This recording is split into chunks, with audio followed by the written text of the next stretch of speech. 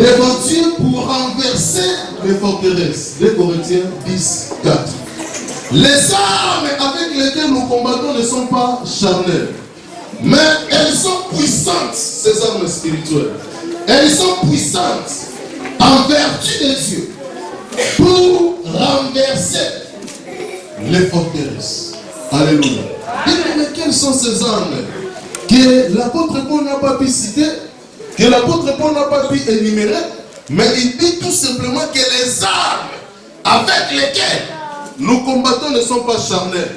Bien aimé, c'est un combat spirituel. Nous devons utiliser des armes spirituelles aussi. Raison pour laquelle il dit, oh, les armes avec lesquelles nous combattons ne sont pas charnelles.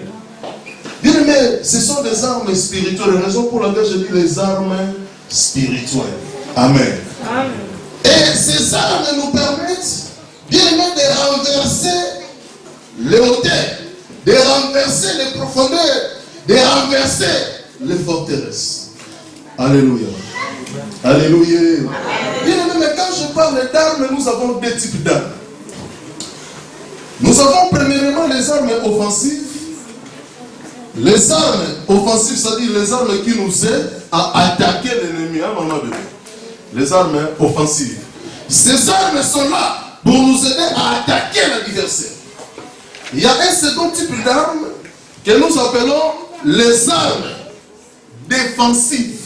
C'est-à-dire les armes défensives maintenant sont là pour nous aider à se défendre, à se protéger. Je reste tranquille. Bien aimé, moi je ne combats pas. Maintenant le diable est venu me combattre. Le diable vient me combattre. Bien aimé, dans les années, les armes défensives, elles sont là pour ma défense. Elles sont là pour ma protection.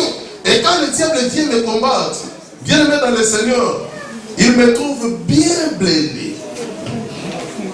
Alléluia. Amen. Bien aimé, vous savez, connaître Dieu c'est bien. Alléluia. Connaître Dieu c'est bien. Je suis né à Kissin, je suis grandi là-bas. Vous savez, c'est une commune où il y a la sorcellerie au Sirène. Bien aimé dans le Seigneur, la sorcellerie, bien aimé, faisait déjà rage dans les quartiers. Et presque beaucoup d'enfants étaient ensorcelés. Mais par la prière, et Dieu avait fait qu'on puisse repérer tout ça. Et quand les enfants commençaient à parler, les gens ont rendu compte que chez nous, bien aimé dans le Seigneur, était épargné. Et les gens étaient dans les tournements. Mais comment là-bas c'est épargné? Parce que un enfant ici, là-bas, mais comment cette maison est épargnée? Et bien aimé, un petit sorcier de 3 ans disait, on m'appelle oncle, parce que mes neveux m'appellent comme ça. Et les enfants là, un enfant sorcier avait dit, là-bas on a essayé plusieurs fois, mais nous voyons que les faits dans cette maison, les faits dans cette parcelle, et c'est à cause de l'oncle, il a cité mon nom. C'est à cause de l'oncle, nous n'arrivons pas, dans notre liste, il y a sa nièce, un tel, il y a son neveu, un tel, mais on ne parvient pas à pénétrer dans leur parcelle à cause de lui. Bien aimé dans le Seigneur, connaître Dieu, c'est très important. Alléluia. Alléluia. Bien aimé dans le Seigneur, les armes offensives et défensives.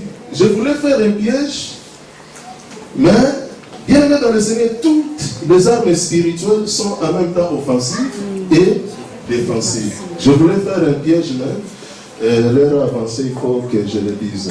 2 Corinthiens chapitre 6, le verset 7. 2 Corinthiens 6, 7. 2 Corinthiens 6, 7, la Bible dit, par la parole de vérité, par la puissance de Dieu, par les armes offensives et défensives de la justice. Donc, bien aimé, il y a 2 Corinthiens 6, 7, il y a des armes offensives et il y a des armes en même temps défensives. Toutes les armes spirituelles sont offensives et défensives. Ça nous aide à attaquer, ça nous aide à se protéger. Ce sont des armes défensives et offensives. Je vais énumérer rapidement, avant de finir, ces armes spirituelles. Et bien aimé dans le Seigneur, je vais parler rapidement de 5 ou 6 armes, soit 7 pour aujourd'hui. Et ces armes sont cités dans Ephésiens 6, 10 à 18. Ephésiens chapitre 6, les versets 10 à 18. Ici, l'apôtre Paul a eu à préciser ses armes. Bien aimé, dans 2 Corinthiens 10, 4, il n'a pas pu préciser. Il dit tout simplement les armes avec lesquelles nous combattons ne sont pas charnelles, mais elles sont puissantes. Mais il n'avait pas fait mention de ces armes. Mais dans Ephésiens 6, 10 à 18, c'est là où l'apôtre Paul a énuméré maintenant ces armes que nous appelons spirituelles, qui sont offensives et qui sont en même temps défensives. Vous allez lire Ephésiens 6, 10 à 18 dans la maison, mais aidez-moi rapidement d'énumérer quelques armes spirituelles. Première arme spirituelle, défensive en même temps offensive. Il s'agit le nom de Jésus-Christ. Amen. Le nom de Jésus-Christ, c'est déjà une arme offensive, soit défensive. Amen.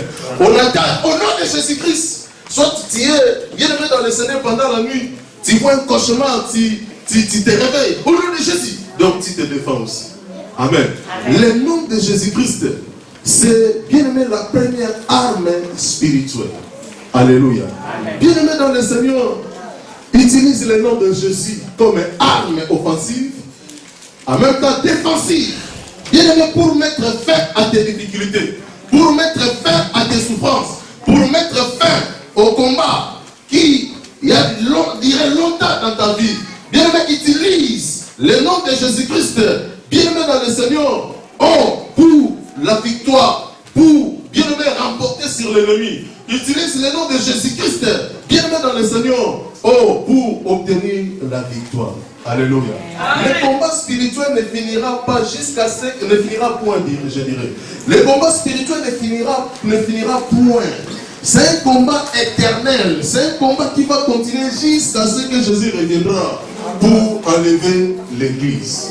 Parce que Jésus reviendra pour enlever, non, pour ne pas enlever les gens, mais pour enlever l'église. Parce que si on parle des gens, tout le monde sera enlevé. Mais il viendra pour enlever l'église. Parce que tout le monde n'aime pas l'église. Il y a des gens qui ne sont pas bien aimés dans le Seigneur, l'église. Alléluia. C'est compliqué, hein? Jésus viendra pour enlever l'église, ils sont l'épouse. Ce n'est pas les membres des gens. Non, nous sommes les gens qui viennent prier dans cette église. Mais Jésus viendra enlever l'église. Tant que Jésus tarde à venir, bien aimé dans le Seigneur, le combat sera toujours continué. Alléluia. Mais il y a l'arme de Dieu, l'arme qui est le nom de Dieu, le nom de Jésus-Christ. Vous savez dans 1 Samuel 17, 45, quand Goliath voulait combattre Israël, et les Philistins avaient aligné Goliath, et Israël, David était là. Il venait, Goliath venait avec des javelots, avec des lances. Mais dans 1 Samuel 17, 45, David est descendu dans le torrent.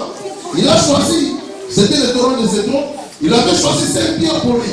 Il avait dit, tu marches devant moi avec des lances, avec des javelots, mais moi je marche devant toi au nom de l'Éternel, le Dieu de tout Israël, le Dieu de Dieu de vérité. Bien aimé, le nom de Jésus-Christ, c'est la première arme